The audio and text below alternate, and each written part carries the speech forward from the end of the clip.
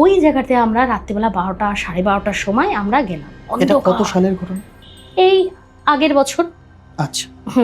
এবার আমি যখন ঢুকছি ভিতরে, তো আমার কেন জানি মনে হচ্ছে আমার শরীরটা না ভার হয়ে যাচ্ছে। এতক্ষণ পর্যন্ত কিন্তু একদম ঠিক ছিল, কিন্তু ভিতরে যেই ঢুকলাম তখন ভার হয়ে যাচ্ছে। মনে হচ্ছে না মাথাটা এরকম টলটল করছে, হাতটা এরকম টলটল করছে। আমি ব্যাপারটা কি, এত ভার কেন লাগছে আমার নিজেকে?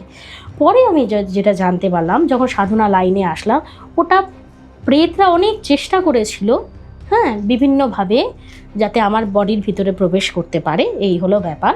এবং তারই মাঝখানে আমি বলে দিই, ওই যে বললাম মায়ের যে একটা ব্লেসিং আছে, সেই কারণের জন্য ওরা কিন্তু কিছু করতে পারেনি।